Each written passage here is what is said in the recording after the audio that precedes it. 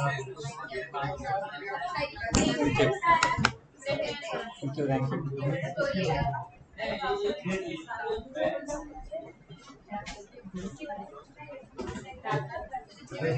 आज भी है कोई ऑनलाइन है?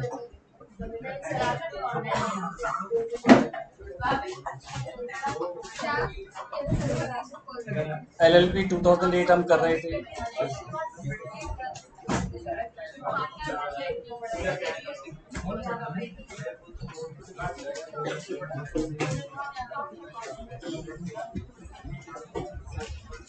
आज का टॉपिक हमारा स्टार्ट होना है बेटा।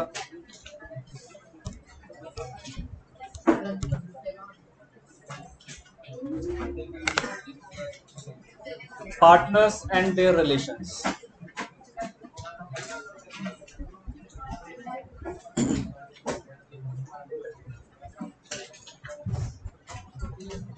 छोटे छोटे टॉपिक्स हैं, इनके अंदर छोटे छोटे आपकी एक्सप्लेनेशंस हैं, ज़्यादा बड़ा बड़ा नहीं है।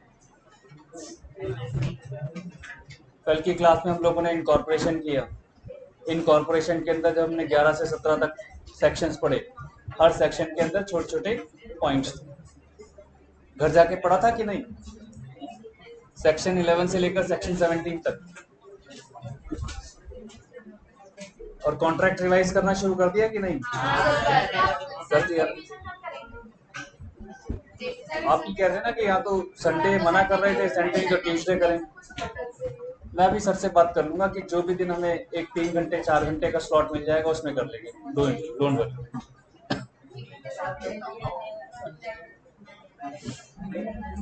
लेकिन मेरा एक है कि आप उससे रिवाइज करना शुरू कर दो।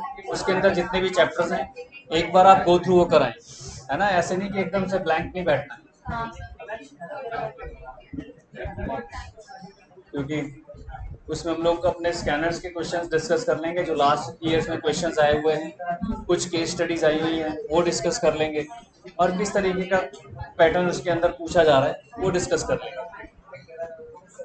तो बेटे डाले हेडिंग जरा इस चैप्टर के हिसाब से। Point number 3, partners and their relations. Partners and their relations.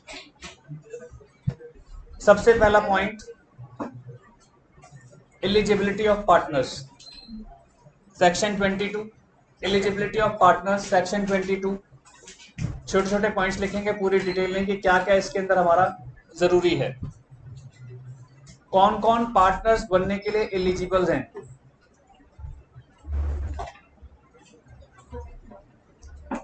हम लोगों ने जब पहले पढ़ा इनकॉर्पोरेशन के टाइम पर, हमें क्या करना पड़ता है? सबसे पहले पार्टनर्स अपने नाम सब्सक्राइब करते हैं बेटे। हु सब्सक्राइब देयर नेम, सबसे पहली बात। जब हम लोग इनकॉर्पोरेशन करने जा रहे हैं, जब हम अपना फॉर्म फिल करेंगे तो वहां पर सबसे पहले क्या आएगा कि partners who subscribe their names. और दूसरा ये तो हो गया कि इनकॉर्पोरेशन के टाइम पर जिन्होंने अपने आप को सब्सक्राइब करा दिया। और एक दूसरा ऑप्शन और भी है। दूसरा ऑप्शन क्या है कि जब आप एग्रीमेंट बनाएंगे उस एग्रीमेंट में भी आप डिफाइन कर सकते हैं। सब्सक्राइब के केस में हमने क्या कहा था कि सारी डिटेल जाएगी आरओसी के पास। और दूसरा क्या है? इन accordance with the LLP agreement. Schedule 4 क्या था? शेड्यूल 3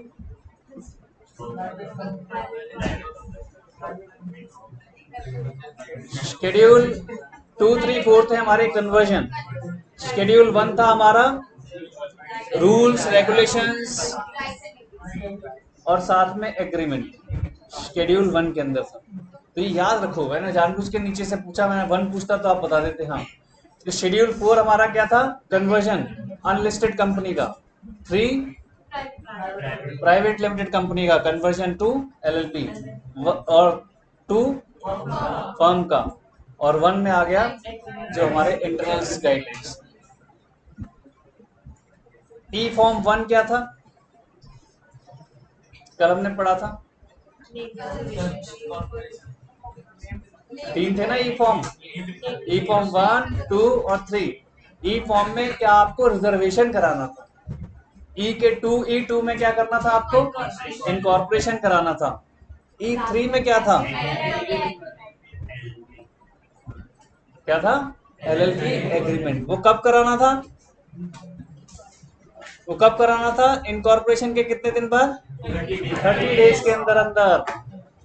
मैंने आपको कहा है सब चीज इंटरलेटेड है, आपको लगेगा कि पढ़ चुके हैं, इंटरलेटेड है, यहीं पर यूज हो रहा है। आ गई दोनों चीजें। मैंने क्या कहा, on incorporation of LLP the person who subscribe their names, जो इनकॉर्पोरेशन के टाइम पर जिन्होंने सब्सक्राइब कर दिया अपना नाम कि भाई ये इनकी डिटेल्स ये सब कुछ, plus partner of the LLP by and in accordance with the LLP agreement. जब एलएलपी एग्रीमेंट के अंदर आ गया कि भाई ये पार्टनर्स हमारी लिस्ट के अंदर हैं, कि जब हमने सब्सक्राइब करवाया तो उस वक्त हमारे पास ये थे, अब आप इस एग्रीमेंट के अकॉर्डिंग जो 30 दिन के अंदर अंदर जब हम कर रहे हैं तो वो भी हमारे पार्टनर्स कहलाएंगे, क्योंकि वो एज पर एलएलपी एग्रीमेंट आ गए। एलएलपी एग्रीमेंट होता क्या है, अरे पार्टनरशिप एग्रीमेंट क्या था, एग्रीमेंट में यही तो होगा कि agreement between the partners, between the partners तो है जो भी है, लेकिन है तो बिटवीन द पार्टनर्स। उसको फिर आप कहाँ सबमिट करेंगे, रजिस्ट्रार के पास। तो जैसे ही आप उसे रजिस्ट्रार के पास सबमिट करते हैं तो वो एग्रीमेंट एलएलपी एग्रीमेंट बन जाता है। जब तक एलएलपी के पास, जब तक रजिस्ट्रार के पास सबमिट नहीं हुआ तब तक वो सिंपल एग्रीमेंट है। जैसे ही वो रजिस्ट्रार के पास सबमिट हो गया वो क्या बन गया, एलएलपी एग्रीमेंट। ये सब चीजें इंटरलेटेड होती है। तो कौन कौन एलिजिबल है पार्टनर्स के लिए, पहला जो subscribe their names, who subscribe their names, दूसरा partners as per the LLP agreement. ये दो हैं एलिजिबिलिटी जो कह रहा है, और कुछ नहीं, सिंपल दो। व्हाट इट, सेक्शन 20 आ जाओ। क्लियर सबको, ज्यादा डिटेल नहीं लिखनी, सिर्फ दो लिखना है, पहला हु सब्सक्राइब देयर नेम्स, दूसरा according to the LLP agreement.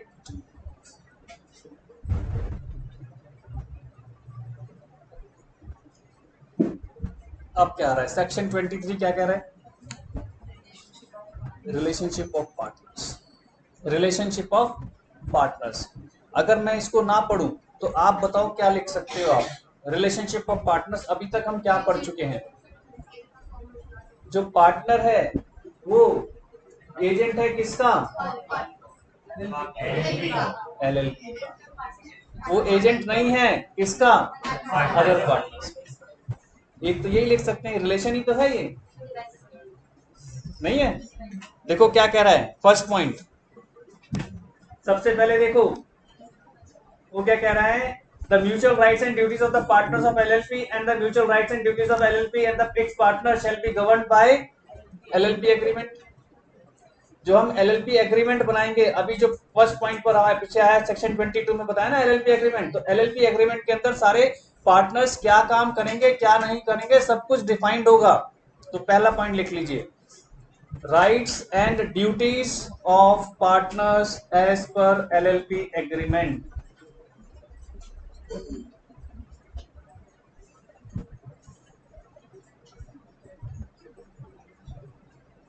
comma partners will remain bound, partners will remain bound obligations defined by LLP agreement. Partner सिर्फ उसी के लिए बाउंड है जो एलएलपी एग्रीमेंट में आपको राइट्स एंड ड्यूटीज दी गई हैं, उसके अलावा आप किसी चीज के लिए बाउंड नहीं है। और मजे की बात यह है, यहां पर हमने पढ़ा था कि अनलिमिटेड लायबिलिटी नहीं है, लिमिटेड लायबिलिटी है। अगर पार्टनर ने अपनी बाउंड्रीज को क्रॉस करके कोई भी काम किया तो एलएलपी भी उसके लिए लाइबल नहीं है। अब क्वेश्चन ये पूछते हैं कई बार बच्चे कि अगर उसने कुछ भी ऐसा काम किया जो उसकी बाउंड्री से अलग चला गया तो who will be held liable, partner liable, LLP कभी भी लाइबल नहीं होगी। एक क्लास में बच्चों ने क्वेश्चन ये पूछा था, सर हमें पता कैसे चलेगा किसकी राइट्स कितने हैं किसके ड्यूटीज कितनी हैं, बताओ इसका क्या जवाब दोगे। नहीं,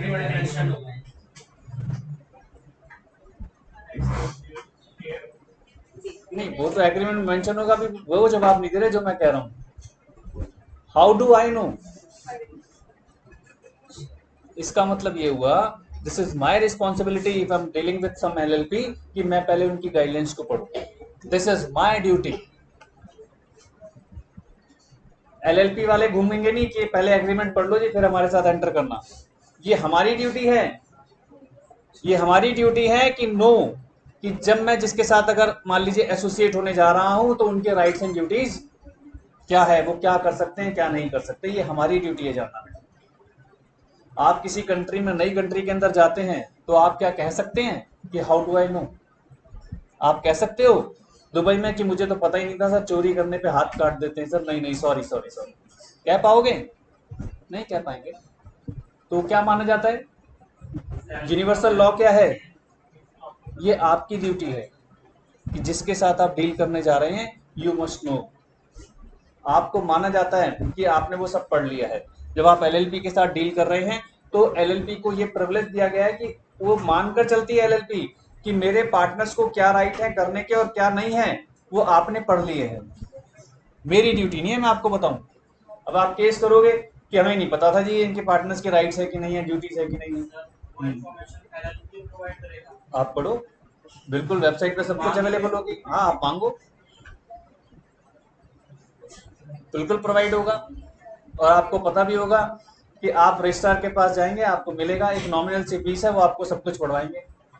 अब तो कॉमर्स स्टूडेंट्स हैं, अब तो आप इन सब चीज़ों में थोड़ा सा खरीदना शुरू कर दो, आप हर इंफॉर्मेशन गैदर कर सकते हो किसी भी कंपनी के बारे में। एमसीए की वेबसाइट। हाँ, थोड़ा सा उसके अंदर एक नॉमिनल सी फीस देनी पड़ती है। हाँ वही, लेकिन वो नहीं है ना, फॉर एवर की नहीं है, उसमें भी कुछ आपको टाइम टेन्योर मिलता है, उस टाइम का जैसी लैप्स होगा वो खत्म हो जाए। हाँ वो कुछ है, टाइम का है, 1 मंथ भी शायद नहीं है बेटा। 100 रुपये में? फिर तो अच्छी बात है, अगर 100 रुपये में 1 महीने के लिए मिल रहा है तो बहुत ही बढ़िया है।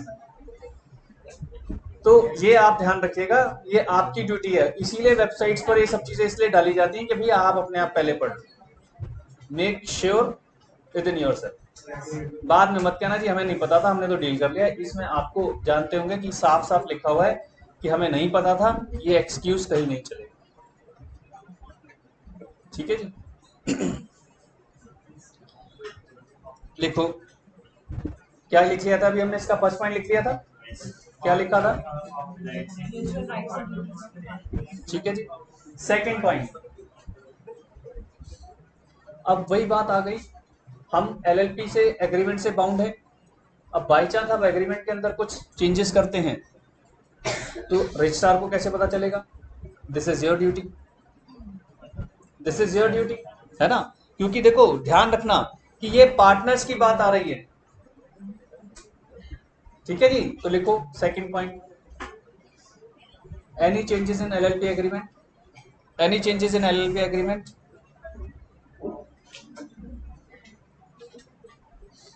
any changes in LLP agreement, comma डालकर लिखो, registrar must inform, registrar must inform in prescribed form and fees, in prescribed form and fees। जो बच्चे लिखते नहीं हैं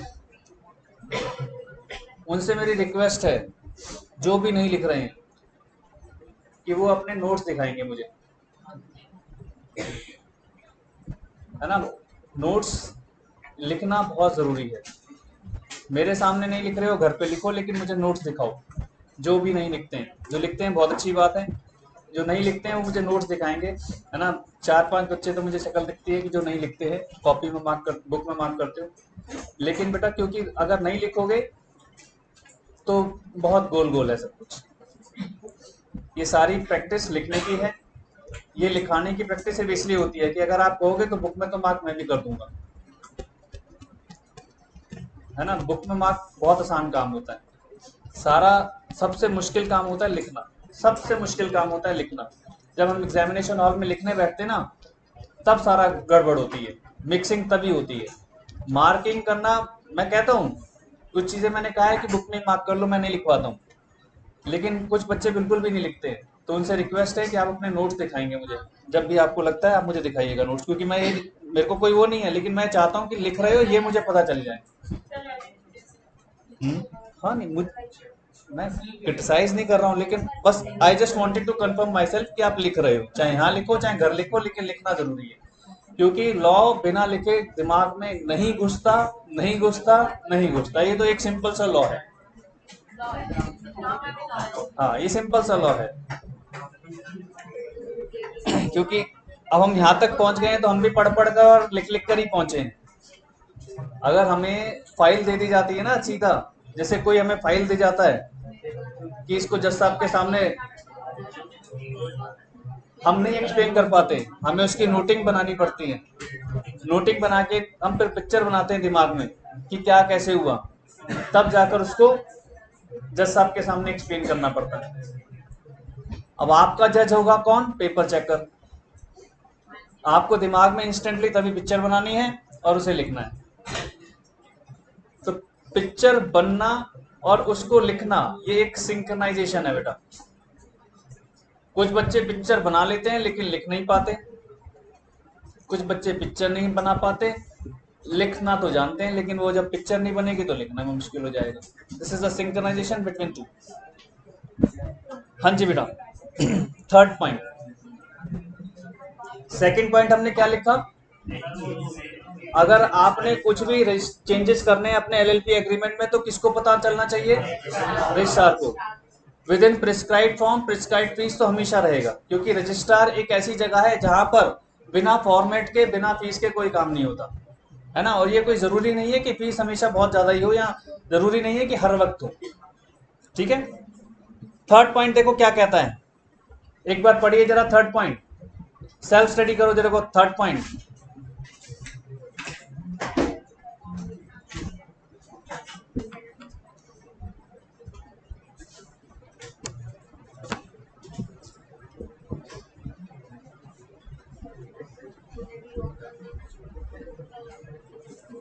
क्या समझे?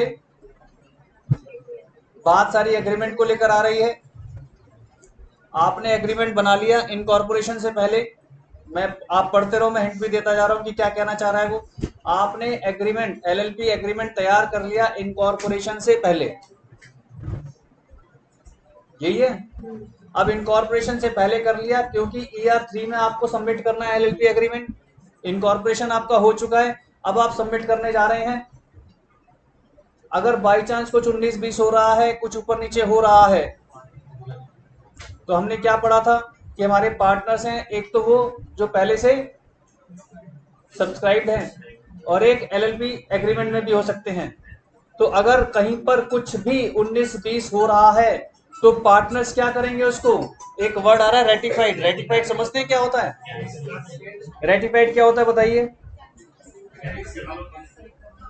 Ratified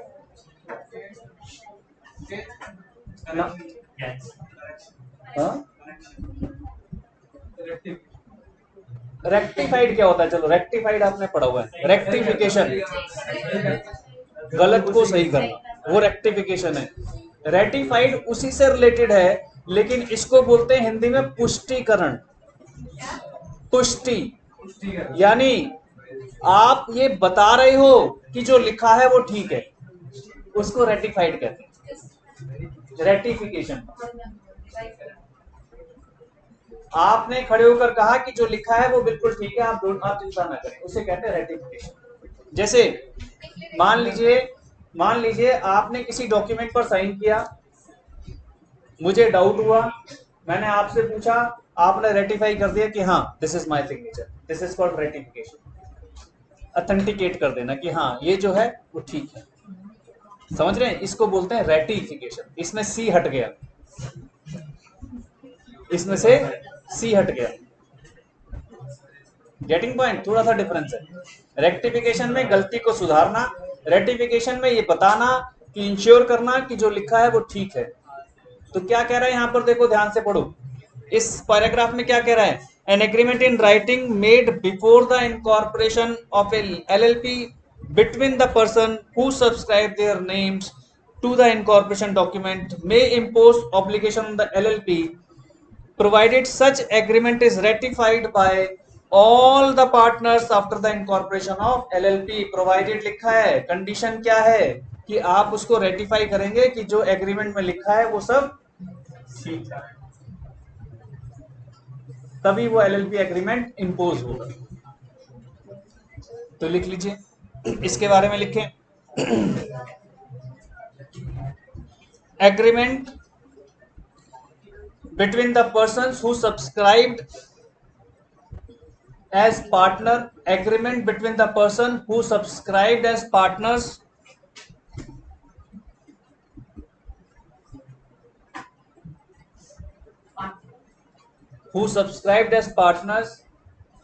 will be imposed on LLP। वो एग्रीमेंट जिसमें पार्टनर्स सब्सक्राइब्ड हैं और वो LLP के ऊपर इंपोज होगा वो एग्रीमेंट कब? Provided that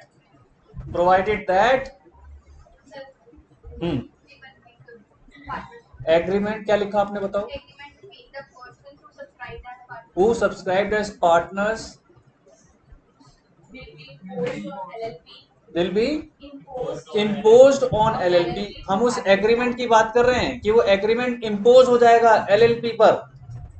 provided that ratified को अंडरलाइन कर लेना, ये इंपॉर्टेंट है। Provided that ratified by all the partners,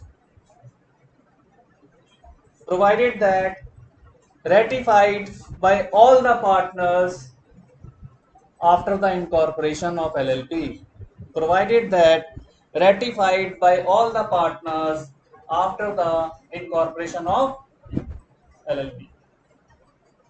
clear है पॉइंट? तभी उन्होंने वो 30 दिन का टाइम रखा हुआ है, और क्योंकि जब आपका इनकॉर्पोरेशन हो गया 30 दिन मिले, आप उसमें रेटिफाइड कर देंगे, सिग्नेचर कर देंगे और सबमिट कर देंगे, वो रेटिफाइड हो गया। Get this point? क्योंकि म्यूचुअली तो पहले आपस में आप एग्री हो गई ना, तभी तो LLP फॉर्म करोगे। नेक्स्ट पॉइंट, अब मान लीजिए आपने कोई LLP एग्रीमेंट नहीं बनाया,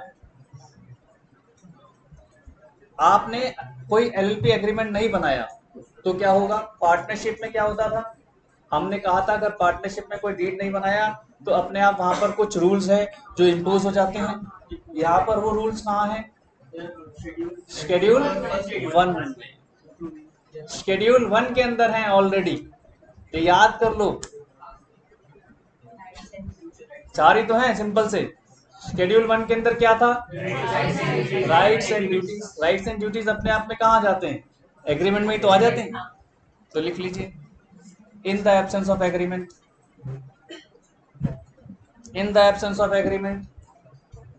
कॉमा, ज्यादा बड़ा नहीं लिखवा रहा, सीधा लिख रहा हूं, schedule 1 will be follow. In the absence of agreement schedule 1 will be follow. बाकी तो पैराग्राफ आप बना के लिखे देंगे।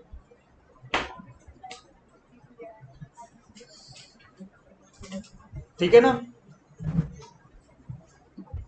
In the absence of agreement schedule 1 will be followed. Section 23 ने ये छोटे छोटे पॉइंट्स डिफाइन किए।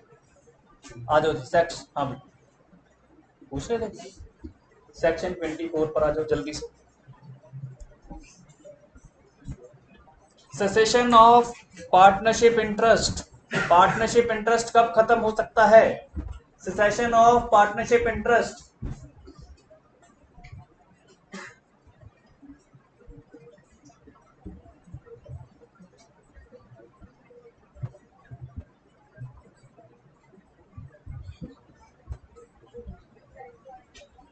जो बेटे एग्रीमेंट बनता है, उस एग्रीमेंट में सब कुछ लिखा होता है, हम ये मानकर चलते हैं, ये मानकर चला जाता है कि आपको सब कुछ पहले से दिमाग में होना चाहिए कि एग्रीमेंट किस किस चीज के लिए बनेगा।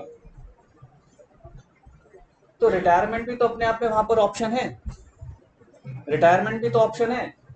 आपकी मेंबरशिप खत्म होना ही तो है एक तरीके से रिटायरमेंट होना। तो वो कहना चाह रहा है कि एक पार्टनर की मेंबरशिप कब खत्म हो सकती है एज अ पार्टनर? पहली लाइन में बोल रहा है अगर एज पर एग्रीमेंट, एग्रीमेंट में जो लिखा है उसके अकॉर्डिंग, अगर एग्रीमेंट में टर्म्स में फिक्स्ड है कि partner A will automatically will be no more partner after 2 years, by chance agreement में लिखा है, तो क्या वो 2 साल के बाद पार्टनर रहेगा? उसकी मेंबरशिप अपने आप खत्म हो जाएगी, उसकी मेंबरशिप अपने आप खत्म हो जाएगी एज पर एग्रीमेंट। और अगर बाई चांस एग्रीमेंट में मेंशन नहीं है तो क्या लिखा है? उसको नोटिस देना पड़ेगा। लिखना शुरू करो। A partner may cease to be a partner, a person लिखना, sorry, a person may cease to be a partner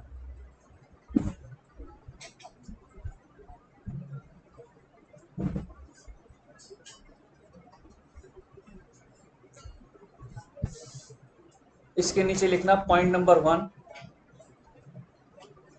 according to the partnership agreement. Point number 1 हो गया according to the partnership agreement, यानी अगर partnership agreement में कुछ mention है तो उसके अकॉर्डिंग होगा। पॉइंट नंबर 2, इसी का point number 2,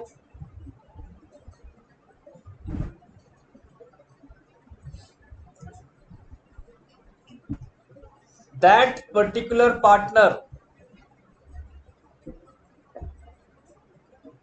must give a notice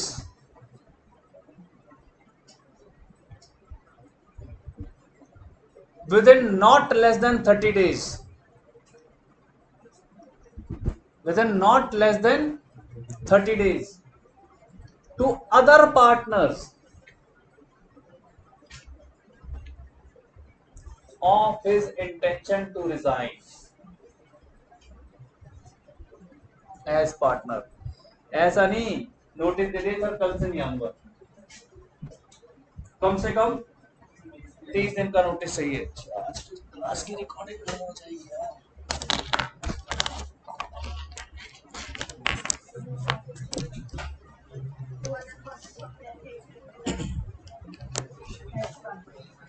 point clear? हाँ जी, खत्म होना, सीज, सेसेशन है, खत्म होना, मेंबरशिप खत्म हो रही है, आपकी पार्टनरशिप खत्म हो रही है, ठीक है। ऐसी चीज पर तो पहले फोकस हो जाया करो, अब तो पैराग्राफ पूरा रिवाइज करना पड़ेगा। मैंने क्या कहा, आपकी मेंबरशिप कब खत्म होगी, आपका पार्टनर कब एज अ पार्टनर कब खत्म होंगे? पहला, एज पर एग्रीमेंट, एग्रीमेंट में डेट मेंशन है तो डेट के अकॉर्डिंग, टेन्योर मेंशन है टेन्योर के अकॉर्डिंग, तो उसमें ज्यादा डिटेल नहीं लिखवा रहा, लेकिन एज पर एग्रीमेंट में आप एक्सप्लेन कर सकते हैं, क्योंकि उस एग्रीमेंट में फिर स्पेसिफिकली मेंशन होना चाहिए। फिर दूसरा मैं क्या लिखवा रहा हूं, अगर एग्रीमेंट में मेंशन नहीं है और आप रिजाइन करना चाहते हैं तो आप मुझे कम से कम कितने दिन का नोटिस देंगे? कम से कम 30 दिन, नॉट लेस देन, है ना, नॉट लेस देन 30 दिन से कम का नोटिस नहीं होना चाहिए। 29 दिन पहले ही बताओगे तो भी बात नहीं बनेगी, आपको मुझे कम से कम 30 दिन का नोटिस देना पड़ेगा कि मैं नहीं आऊंगा। किसको? अदर पार्टनर्स के पास। Point clear? लिखो पॉइंट नंबर 2। तो ये पॉइंट नंबर 1 में था रिजाइन को लेकर एक तरीके से। पॉइंट नंबर 2 में क्या आ रहा है, a person shall be ceased to be a partner। फिर इसका भी वही पॉइंट नंबर 1,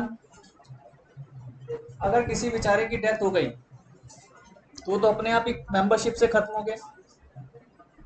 और हमने स्टार्टिंग में पढ़ा था, अगर किसी का अनसाउंड माइंड हो गया जो डिसीजन लेने की कैपेसिटी में नहीं रहा, एक और पढ़ा था इंसॉल्वेंट, और तीसरा हमने क्या पढ़ा था, हमने 2 तरह के पढ़े थे, अनडिस्चार्ज इंसॉल्वेंट और एक इंसॉल्वेंट, तो इंसॉल्वेंट ही हो गया, ठीक है ना, क्योंकि अभी अनडिस्चार्ज से मतलब नहीं है, अभी तो हमें किससे मतलब है, अभी तो हमें हटाने से मतलब है कि जैसे ही वो इंसॉल्वेंट डिक्लेयर होगा हट जाएगा। जैसे ही हमारे पास नोटिस आया कि ये पार्टनर इंसॉल्वेंट हो गया जी, नोटिस कहां से आएगा आपके पास? कोर्ट से आएगा, है ना। कुछ केस चल रहा होगा, आपको पता चलेगा ऑर्डर डिक्लेयर हो गया, वो ऑर्डर की कॉपी आप लगाएंगे, रजिस्ट्रार के पास मैसेज भेज देंगे कि सर लेट हिम गो, है ना? क्लियर? पहला रेजिग्नेशन, दूसरा कुछ इस तरीके की इवेंट हुई जिसकी वजह से हमें एक तरीके से ये हो गया कंटिंजेंसीज। पहला हो गया रेजिग्नेशन, ये एक तरीका का क्या है, कंटिंजेंसीज हो गया। लिखा कहीं नहीं है, आप भी मत लिखना, जबरदस्ती नाम कुछ नहीं देंगे हम, लेकिन मैं वैसे ही याद कराने के लिए, हम नाम नहीं कहीं दे रहे इसे, जहां नहीं है नाम वहां नहीं देंगे, लेकिन है एक्चुअली ये कंटिंजेंसीज, कुछ आकस्मिक घट जाना, डेथ होना आकस्मिक है, कंटिंजेंसीज आकस्मिक के लिए यूज होता है। हाँ जी बेटा, next.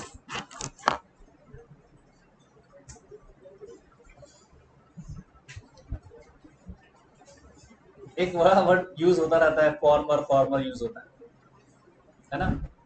Farmer CM, former PM, former president. क्या होता है फॉर्मर? जो पहले, जो अब नहीं है, पहले थे, जो पहले था। तो ये क्या कह रहा है, ध्यान से देखो, where a person has ceased to be a partner of LLP, उसको क्या कहा जाएगा, here and after referred as to former partner, उसका नाम रख दिया जाता है फॉर्मर, फॉर्मर पार्टनर। तो लिखो पॉइंट नंबर 3 में, the person who ceased to be a partner will be named as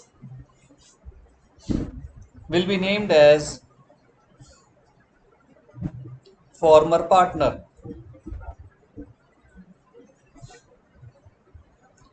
अब ये तो हो गया, लेकिन लॉजिक क्या है इसको बताने के पीछे? वो कहना चाह रहा है कि जो फॉर्मर पार्टनर है वो जब तक पीछा नहीं छुटा पाएगा अपनी इससे मेंबरशिप से, जब तक कि, तो लिखो, ए farmer partner still being treated as partner, a former partner still being treated as partner unless, तो नीचे लिखो point number 1,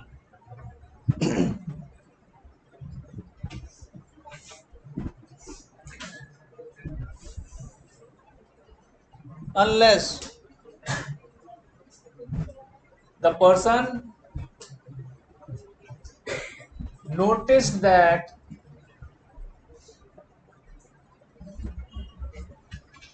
former partner ceased to be a partner of LLP, unless, क्या लिख लिया आपने?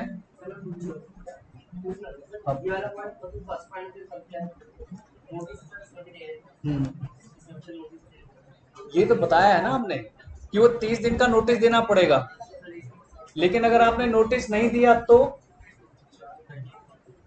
आप पार्टनर बनेंगे, आप तब तक पार्टनर कहलाएंगे जब तक आप नोटिस नहीं देंगे। वहां पर तो हमने आपको कंडीशन बताई है कि आप मुझे कम से कम 30 दिन का नोटिस देंगे, लेकिन एक पार्टनर मेंबरशिप से तो खत्म हो गया किसी भी तरीके से, लेकिन उसने नोटिस नहीं दिया, तब क्या करें? यहां समझ गए ना बात को, यहां जब 30 दिन का नोटिस दिया है तो तब तक तो पार्टनर ही कहला रहा है ना। तो अगर आपने नोटिस ही नहीं दिया तो मेरे के पास तो इन्फॉर्मेशन ही नहीं है, मेरे पास तो कोई इन्फॉर्मेशन ही नहीं है, तो आपको तब तक पार्टनर ट्रीट किया जाएगा। सेंटेंस यही तो स्टार्ट हो रहा है, क्या लिखा है हमने देखो, हाँ, फॉर्मर पार्टनर जब तक नोटिस नहीं देगा अपने रेजिग्नेशन का तब तक तो वो पार्टनर ही है। लिखो इसका पॉइंट नंबर 2, और वो नोटिस कहां डिलीवर करना है, किसको बताना है, देख लो, notice shall be delivered to the registrar।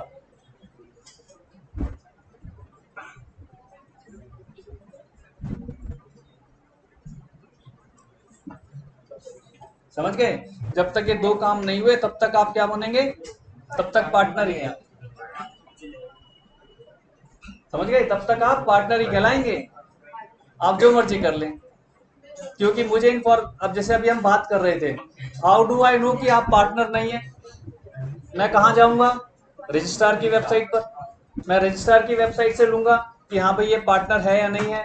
मैंने रजिस्ट्रार की वेबसाइट पर देखा, वहां तो आप पार्टनर दिखाई दे रहे हो। रजिस्ट्रार क्या कहेगा जी, मेरे पास तो कोई नोटिस नहीं आया, इसलिए मैंने वेबसाइट पर भी निकाला। समझ गए, ये जरूरी है, बात ये हो। आ जाओ जी, नेक्स्ट पॉइंट। नेक्स्ट पॉइंट,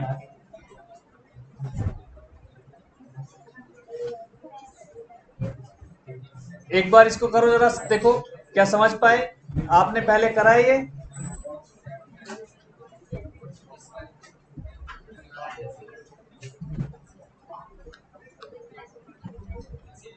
बताओ। आपकी पार्टनरशिप का रूल है, जो अगला पॉइंट है, आपकी सिंपल पार्टनरशिप का रूल है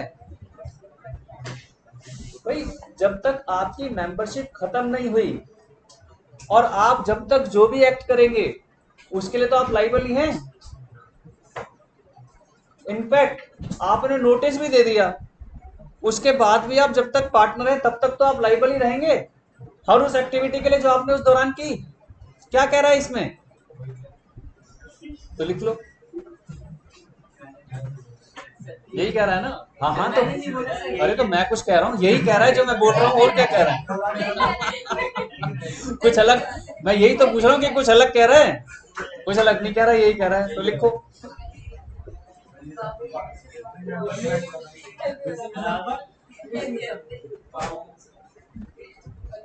तो लिखो,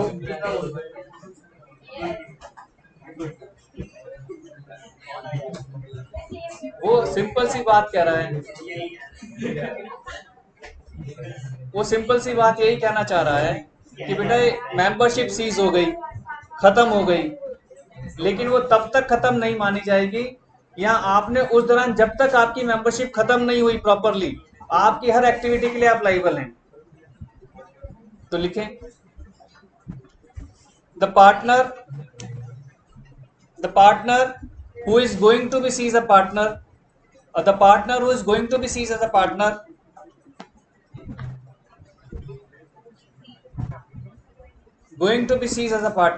will not be discharged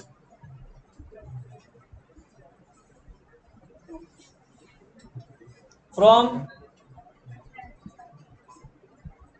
the obligation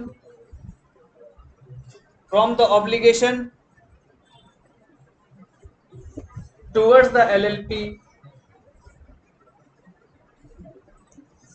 or other partner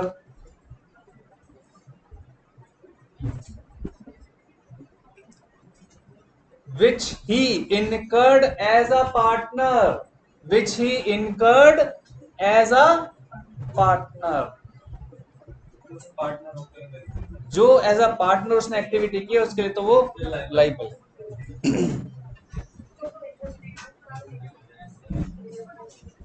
अब आप जब रिटायर हो रहे हो, अब आपने जब रेजिग्नेशन दे दिया, अब आपकी जब मेंबरशिप खत्म हो रही है किसी भी रीजन से, ऊपर हमने जो पढ़ लिए, तो जब आप पार्टनरशिप से जाओगे, एलएलपी से जाओगे, तो क्या क्या मिलेगा आपको, तो लिखो next point, the partner who is going to be ceased, the partner who is going to be seized oblique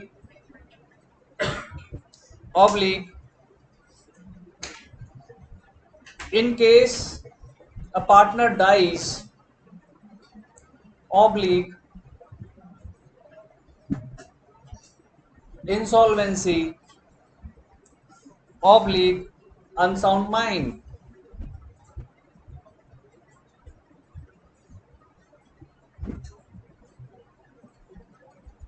comma डालकर लिखो, ही और हिज रिप्रेजेंटेटिव, ही और हिज, ही इसलिए लिख रहा हूं कि अभी जिंदा है, तो हिज रिप्रेजेंटेटिव इसलिए लिख रहा हूं कि अगर डेथ हो गई उसके भी रिप्रेजेंटेटिव आएंगे बेटा। अनसाउंड माइंड कैसे आपसे एग्रीमेंट कैसे करेगा, आप साइन कहां से कराओगे उससे? आप कह रहे हो कि हाँ जी फाइनली सेटल्ड लिख कर दो, तो उसके रिप्रेजेंटेटिव आएंगे। ही और his representative will entitled, his representative will entitled. फिर नीचे लिखो पॉइंट नंबर 1, क्या देते थे पार्टनरशिप में? Share of capital. कैपिटल तो दो गई आप, उसका जो शेयर ऑफ कैपिटल था, फर्स्ट है शेयर ऑफ कैपिटल, सेकंड और क्या दोगे? जो उसका प्रॉफिट्स में रिजर्व्स में जो शेयर है, क्या काट कर?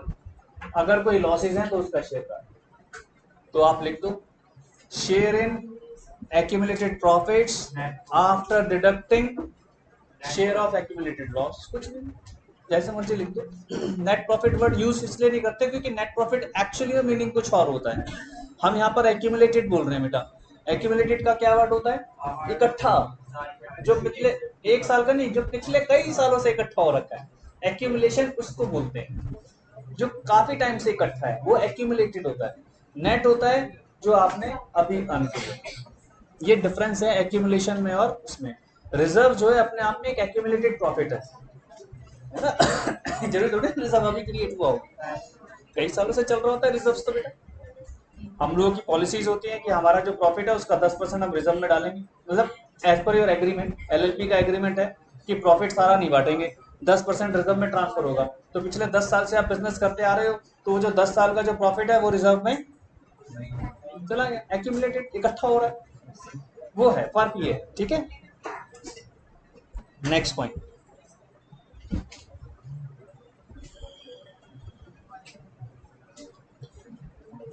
हम ये भी जानते हैं बेटा कि एक बार आपकी पार्टनरशिप गई तो क्या आप मैनेजमेंट का पार्ट बनेंगे? नहीं बनेंगे, तो लिख लीजिए a former partner, a former partner oblique representatives. अब मैं नहीं लिखवा रहा हूं क्योंकि रिप्रेजेंटेटिव्स आप समझ गए हैं कि किसके लिए है? डिसीज्ड पार्टनर के लिए, इंसॉल्वेंट पार्टनर के लिए, अनसाउंड पार्टनर के लिए, ये सब कौन हो गए? रिप्रेजेंटेटिव। और फॉर्मर कौन हो गया? जो अभी ठीक ठाक है, रिजाइन देकर गया हुआ है। ये लोग क्या नहीं करेंगे? shall not have any right, shall not have any right। किसमें राइट नहीं होगा इनको? मैनेजमेंट में। shall not having any right to participate, to participate in management as soon as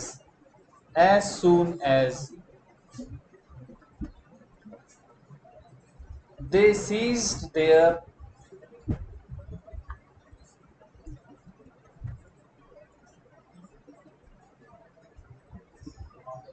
as soon as they cease their partnership।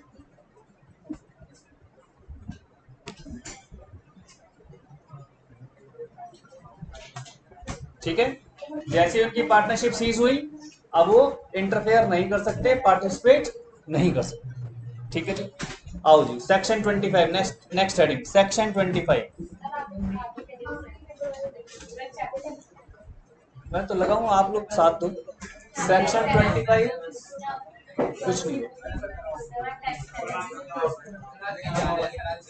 मत interfere किया test तो। Section 25 क्या heading है सेक्शन 25 की? लिखो registration of changes in partners.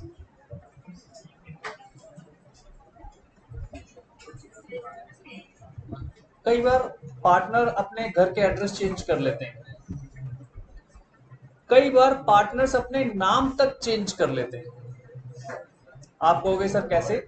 लेकिन practically जब आप लाइफ में पहुंचेंगे आगे तो लोग अपने नाम चेंज कर देते हैं, उसका एक प्रोसीजर है, उसका एक प्रोसीजर है, उस प्रोसीजर से ए अपने नाम को बी लिख सकता है, जब उसने उस प्रोसीजर को फॉलो कर लिया तो वो नाम चेंज हो जाता है, और फिर उस डेट के बाद से, जिस डेट से उसका नाम चेंज हुआ, उस डेट के बाद से उसको हर जगह अपना वही नाम यूज करने का राइट मिल जाता है। फिर वो पुराना नाम यूज नहीं कर सकता। फिर ये मत सोचना ऑप्शन है कि कभी ये यूज कर लो कभी वो यूज कर लो, पुराना खत्म नहीं पे मिल जाता। ऑल्दो आपके हर सर्टिफिकेट पर आपका पुराना नाम रहेगा। सर्टिफिकेट, आधार कार्ड नहीं बोल रहा हूँ, सर्टिफिकेट्स यानी आपकी 10th की मार्कशीट, आपकी 12th की मार्कशीट, आपकी ग्रेजुएशन की मार्कशीट, इन पर तो चेंज नहीं हो सकता नाम, लेकिन आधार कार्ड में आप अमेंडमेंट करा सकते हैं, बैंक अकाउंट में अपना अमेंडमेंट करा सकते हैं, वहां चेंज हो जाएगा। बाकी उन सर्टिफिकेट्स में चेंज नहीं होता, वो वही की वही रहेंगे। हाँ, आपको उनके साथ ये एक सर्टिफिकेट और लगा के रखना पड़ता है कि अब जी इस डेट से मेरा ये नाम अब ये हो गया है, ठीक है, जिससे कि मिसयूज ना हो। कई लोग बहुत मिसयूज कर लेते हैं। तो लिखिए पॉइंट नंबर 1, अब आपने नाम चेंज किया, एड्रेस चेंज किया, ये आपकी जिम्मेदारी है, तो आप किसको बताएंगे? रजिस्ट्रार। तो लिखो first point, any change in name or address of any partner, any change in name or address of any partner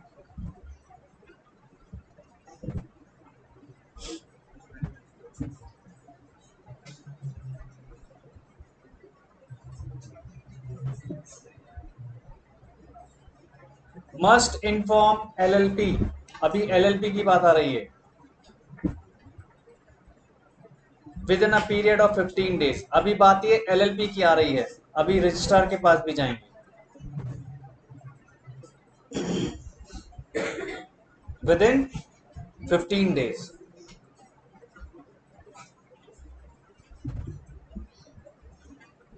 15 दिन का आपको नोटिस मतलब 15 दिन का आपको टाइम दे दिया।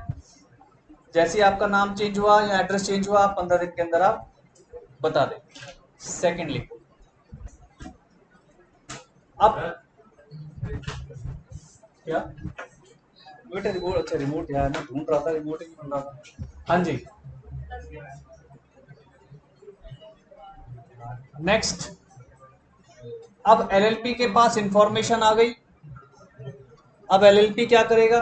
तो लिखो सेकंड पॉइंट में, LLP shell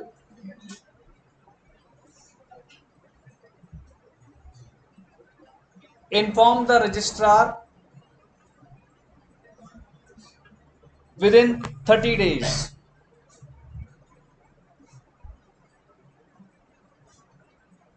within 30 days about, फिर इसका भी पॉइंट नंबर 1 डाल दो।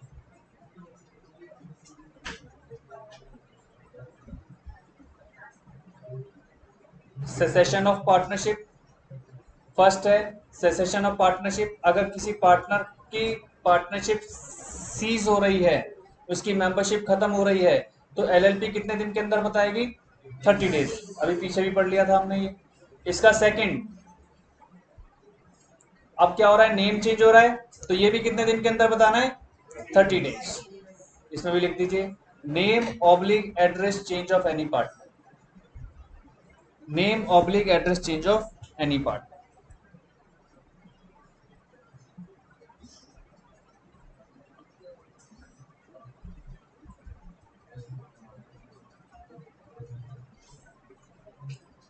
इसी का, इसी में आगे आगे नहीं जा रहे, इसी का कंटिन्यू करिए। थर्ड पॉइंट, इसी का थर्ड पॉइंट, एलएलपी किसको बता रही है? ये रजिस्ट्रार को, 30 दिन के अंदर अंदर। और जैसे मैंने बताया कि एलएलपी के अंदर तो बताने का लॉजिक क्या रहेगा हमेशा, तो लिख लीजिए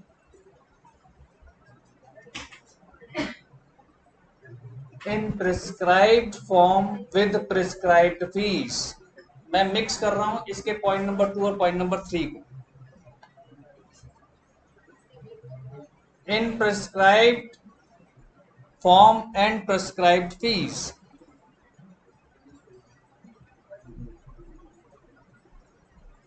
अगला पॉइंट,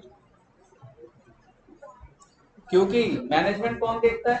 डेजिग्नेटेड पार्टनर, तो लिख लीजिए signed by designated partners, signed by designated partner.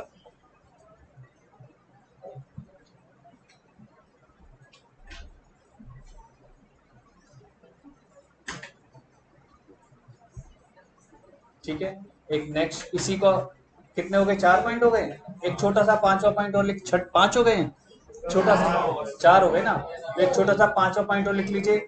If in case of admission, if in case of admission, if in case of admission, comma डाल कर लिखिए, statement, statement by the new partner,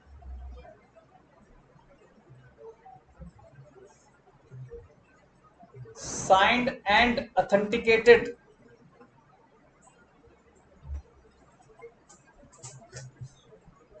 signed and authenticated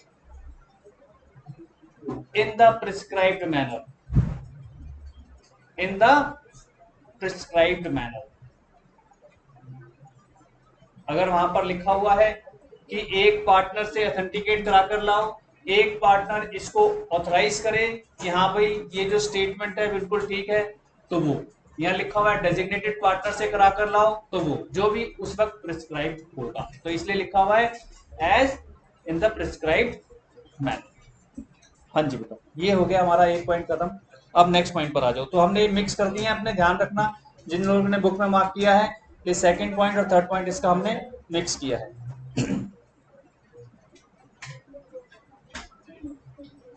अब ये जो 30 दिन का logic आ रहा है, 30 दिन में किसको भरना है, किसको भेजना है फॉर्म, एलएलपी को रजिस्ट्रार के पास भेजना है। कई बार ऐसा भी तो हो सकता है,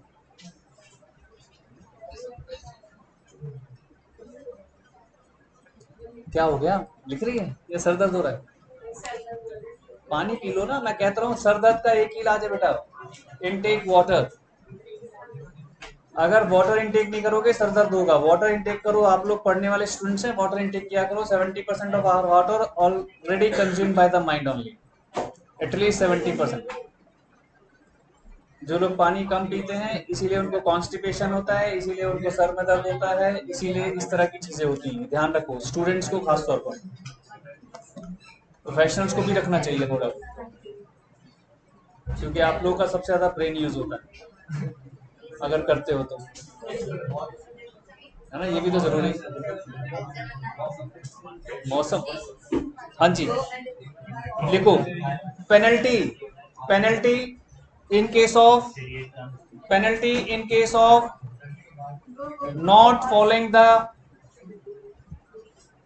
पेनल्टीज इन केस ऑफ, इसको सिंप्लीफाइड कर रहा हूं, हालांकि वर्ड यूज होता है कॉन्ट्रावेनिंग, मैं इसको सिंप्लीफाई करके बता रहा हूं। Penalty in case of not following the procedure, इसी को बोलते हैं कॉन्ट्रावेनिंग। अगर आप प्रोसीजर को फॉलो नहीं करते हो तो उसे क्या बोलते हैं हम लोग, कॉन्ट्रावेनिंग। जो आपको कहा गया है आप उसे फॉलो नहीं कर रहे तो यू आर कॉन्ट्रावेनिंग द रूल।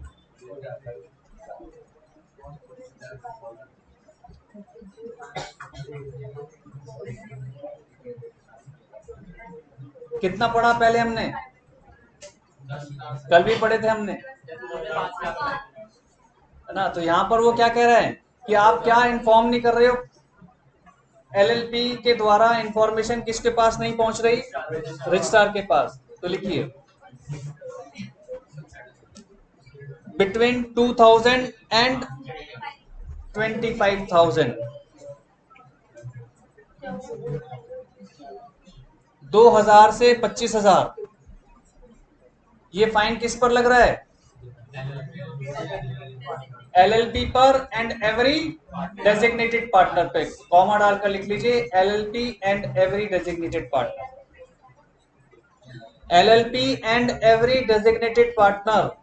कितने डेजिग्नेटेड पार्टनर होने चाहिए, जिसमें से एक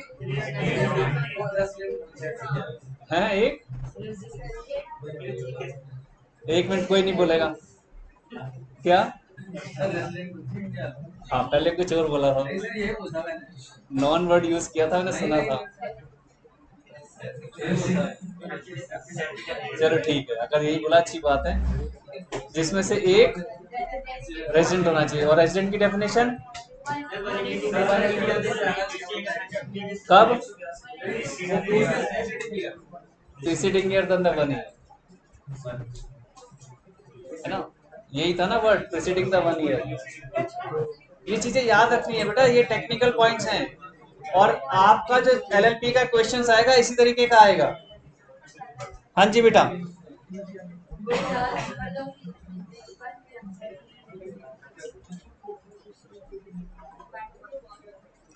एलएलपी को पनिशमेंट मिल गई, एलएलपी को पनिशमेंट मिल गई और डेजिग्नेटेड पार्टनर को पनिशमेंट मिल गई। लिखिए नेक्स्ट पॉइंट। हाँ हाँ, एलएलपी को अलग और डेजिग्नेटेड पार्टनर्स को अलग, इसीलिए लिखा हुआ है। मैंने क्या लिखवाया? LLP and every designated partner, मैंने ये लिखवाया। देखो तो इसका मतलब क्या हुआ? अलग अलग है, कंबाइंड नहीं है। हाँ, एलएलपी अलग देगी, डेजिग्नेटेड पार्टनर्स अलग देंगे। हाँ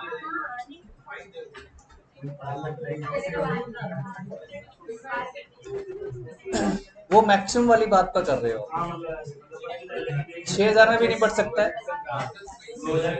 अगर दो हैं, अगर दो डेजिग्नेटेड पार्टनर हैं, ज्यादा भी तो हो सकते हैं डेजिग्नेटेड पार्टनर, तो इस केस में और ज्यादा हो जाएगा उनको, क्योंकि मैनेजमेंट वही देखते हैं ना बेटा।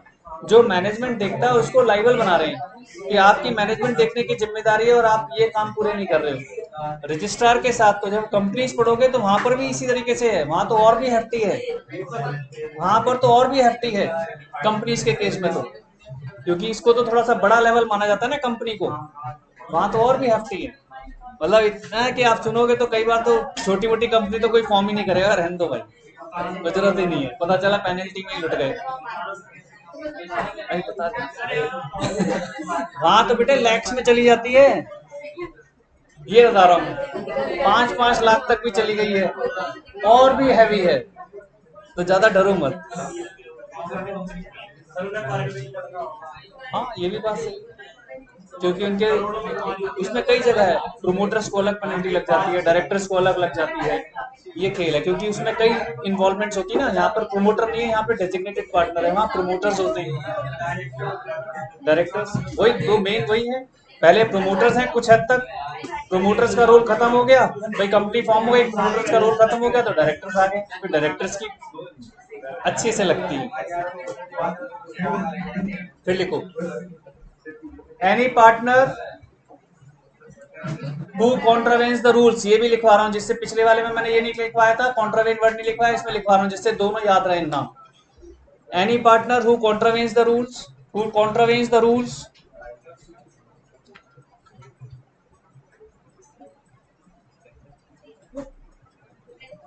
shall be punishable, shall be punishable with a fine, shall be punishable with a fine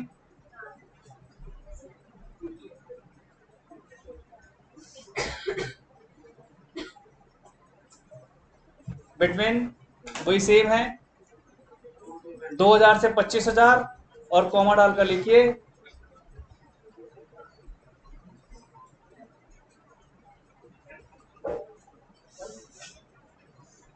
क्या? नॉट अपडेटिंग, नॉट अपडेटिंग, ये कौन सा वाला पार्टनर है? Who is not updating his change in name and address,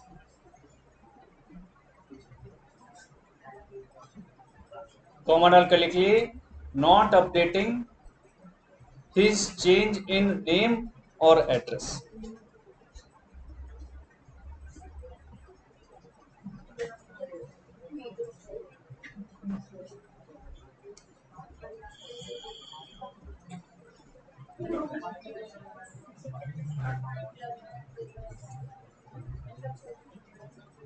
ठीक है जी, एक लास्ट पॉइंट, ये एक बार आप पढ़ें, सेल्फ स्टडी करें, फिर आपसे पूछते हैं कि किस चीज के बारे में कह रहा है।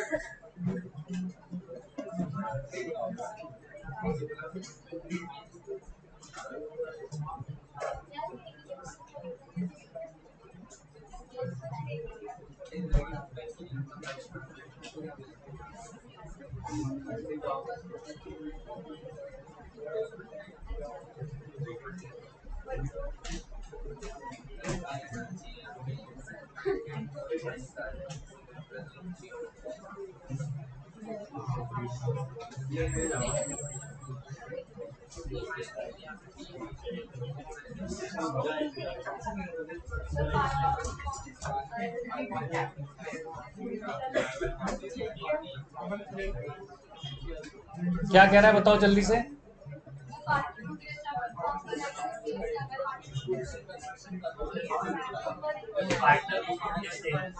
क्या हो गया बेटा?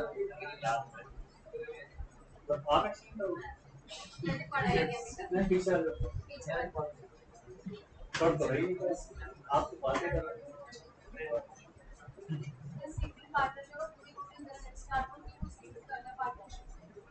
डाउट है कि एलपी फॉर्म नहीं करेगी बाद में रजिस्टर वेरीफाई करना क्योंकि इसे पता है कि भैया इंफॉर्मेशन नहीं पहुंची तो फाइन तो मेरे ऊपर भी आने वाला है 2000 से 25,000 रुपए तक का। क्योंकि एलएल जो रजिस्ट्रार है वो तो छोड़ेगा नहीं, एलएलपी को अलग पकड़ेगा, डेजिग्नेटेड पार्टनर को अलग पकड़ेगा और मुझे भी पकड़ लेगा। और मुझे कब पकड़ेगा? जब एलएलपी इन्फॉर्म नहीं करेगा। मेरी ड्यूटी तो एलएलपी को इन्फॉर्म करने की थी एक्चुअली, जो मैंने 15 दिन में कर दी, जो मैंने 15 दिन में कर दी। लेकिन अगर मान लीजिए मैंने इन्फॉर्म किया और वो इन्फॉर्म नहीं कर रहे तो मैं किसको बताऊं? रजिस्ट्रार को बताऊं। समझ रहे बात को? तो इसलिए उस पेनल्टी से बचने के लिए यहाँ पर वो क्या कह रहा है कि भैया कि वो डायरेक्ट रजिस्ट्रार को चाहे तो इन्फॉर्म कर सकता है। अब रजिस्ट्रार क्योंकि इसमें क्यों बता क्यों रहे हैं कि रजिस्ट्रार ये क्वेश्चन क्यों ना कर ले, भाई आपके थ्रू नहीं लेंगे हम, ये जो नोटिस आएगा थ्रू एलएलपी आएगा। कई बार होता नहीं सरकारी एटीट्यूड कि आप कौन, हम तो नहीं जानते, ये तो चिट्ठी एलएलपी की तरफ से आनी चाहिए, आपकी तरफ से क्यों आ गई? ये इसलिए बताया जा रहा है, ये इसलिए बताया जा रहा है क्योंकि वो अपने आप को इंश्योर करेगा कि देखो जी 15 दिन के अंदर बताना था, मैंने एलएलपी को भी बता दिया, अब मैं आपको भी बता रहा हूँ और मुझे डाउट है कि एलएलपी ये इंफॉर्मेशन आपको नहीं देगा। अच्छा एलएलपी ये इंफॉर्मेशन क्यों नहीं देना चाहेगा बताओ? एक एक करके बोलो। एलएलपी ये इंफॉर्मेशन रजिस्ट्रार को क्यों नहीं देना चाहेगा बताओ? एक करके, पहले कोई भी एक बताओ। अरे सिंपल सी बात है बेटा, सलमान खान मेरा पार्टनर है, अब सलमान खान रिजाइन कर गया, मैं क्यों बताऊं? मैं क्यों बताऊं? मैं अभी अनाउंस करूंगा सलमान खान चला गया तो मेरे तो कस्टमर ही भाग जाएंगे, अरे भागो यहाँ से, हम तो इसी की वजह से आए थे, तो मैं छुपाऊंगा ना, सिंपल सा।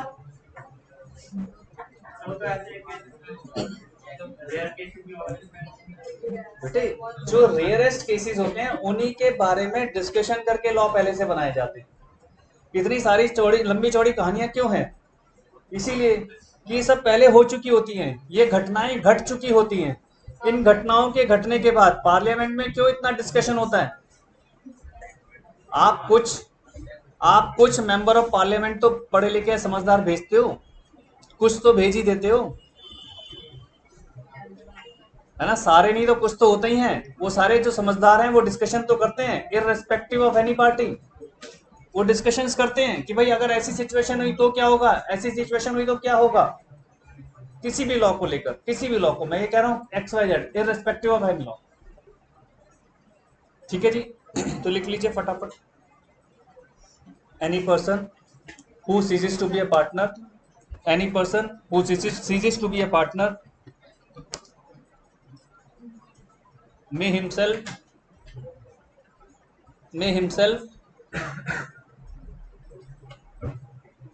notice the registrar may himself notice the registrar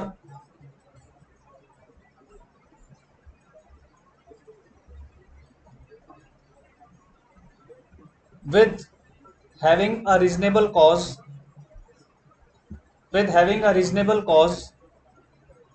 अब सलमान खान के पास तो रीजनेबल कॉज हो गया ना जी, मेरा नाम तो हटाने नहीं जाएंगे नहीं, उसके पास रीजनेबल कॉज हो गया कि जी मैं हट जाऊंगा तो इनकी तो कंपनी, इनकी तो LLP बंद हो जाएगी, इसलिए उसके पास रीजनेबल कॉज है। ऐसी किसी के पास और भी रीजनेबल कॉज हो सकता है। ये तो हमने एग्जाम्पल ले लिया सलमान खान का, लेकिन ऐसे बहुत सारे लोग होते हैं जिनके नाम से आप लोग चलते हैं। आपके आस पास पड़ोस में अगर आपको लगे कि किसी ने, वो इन्फ्लुएंसिंग पर्सन है, उसका नाम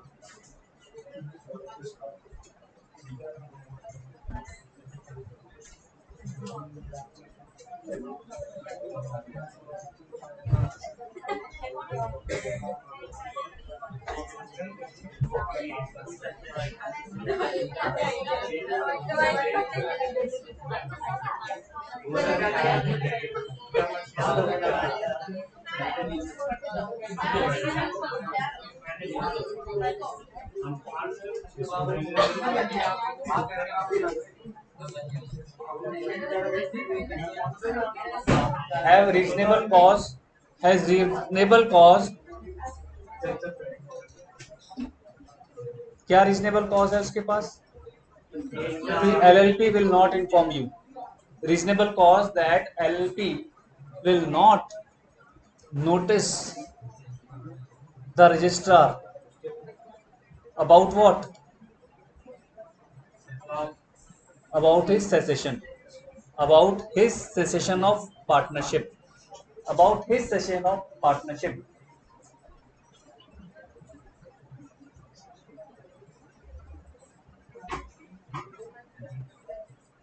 ठीक है। अब हमने तो एज अ सिंपल पार्टनर उसके पास भेज दिया, तो क्या सिर्फ मेरी बात के ऊपर रजिस्ट्रार इन्फॉर्म वो कर लेगा? तो कॉमा डालकर लिखिए, registrar after having confirmation with LLP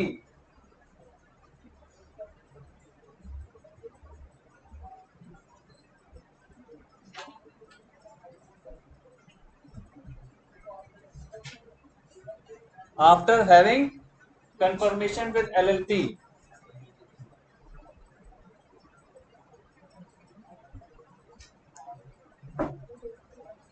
comma डाल के लिखिए, treat that particular partner to be seized as partner. Treat that particular partner to be as seized partner.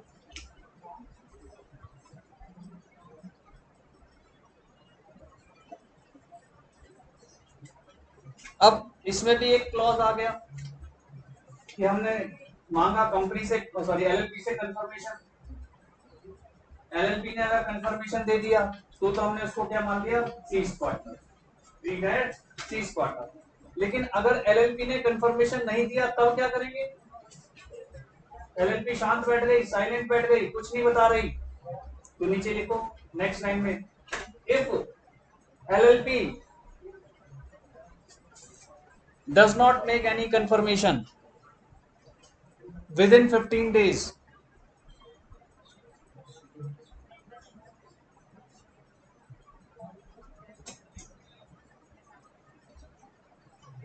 within 15 days comma registrar shall register the notice, registrar shall register the notice given by that party।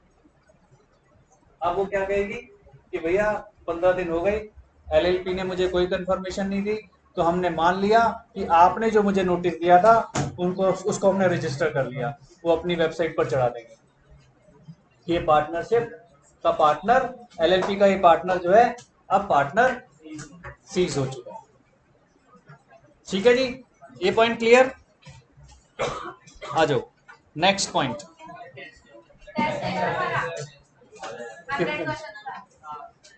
यार आप लोग ये बड़ा issue बनाते हो, अभी तो 11:15 हुए, अभी तो मेरा टाइम भी खत्म नहीं हुआ।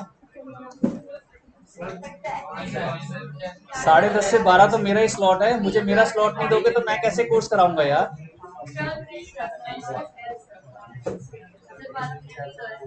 ऐसे ना किया करो बेटे, LLP 2 क्लास में खत्म होना चाहिए था, तीसरी क्लास चल रही।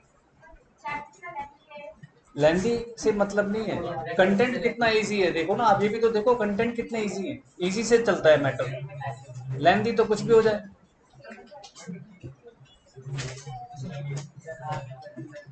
इस बार तो मैं ज्यादा लिखवा भी नहीं रहा इसीलिए। इससे ज्यादा आपने आज तक नहीं लिखवाया। अरे हाँ, सबसे ज्यादा मेरा टाइप है। अरे लो, ये कहो कि आप नहीं लिखते होगे, मैं तो हमेशा लिखवाने के लिए तैयार हूँ। चक्कर क्या है ना, अब आप इसमें इसलिए लिख रहे हो कि आपको एक नया टॉपिक मिला है एलएलपी। हाँ, पार्टनरशिप में आप लोगों ने कम लिखा है।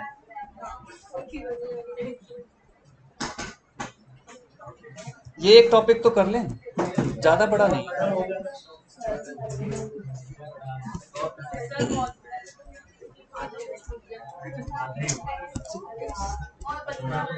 फिर पता है बाद में मुझी को ब्लेम करोगे कि सर कोर्स नहीं हो रहा खत्म।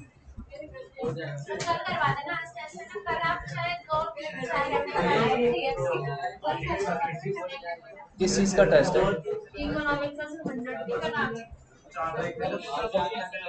तो ट्रू फॉल्स वाला है क्या? Objective type? हाँ तो वही की बात हो गई, ट्रू फॉल्स या ऑब्जेक्टिव टाइप। तो इको पूरा 100% आपका वही है ना, ऑब्जेक्टिव टाइप तो। और मैथ्स में कितना परसेंट है? मैथ्स ही पूरा ही है।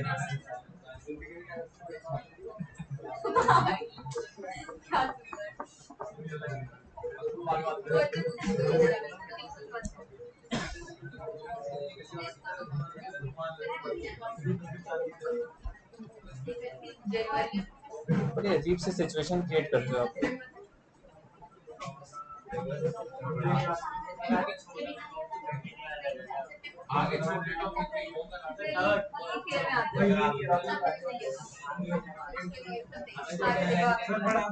ज्यादा ज्यादा ज्यादा टॉपिक है नहीं इसमें।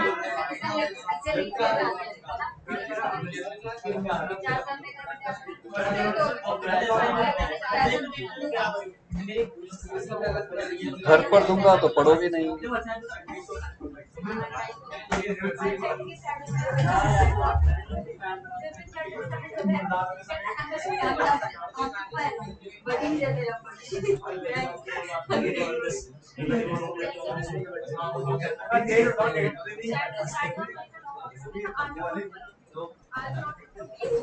तो अभी एकदम से स्टार्ट होना है, अभी एकदम से स्टार्ट होना है।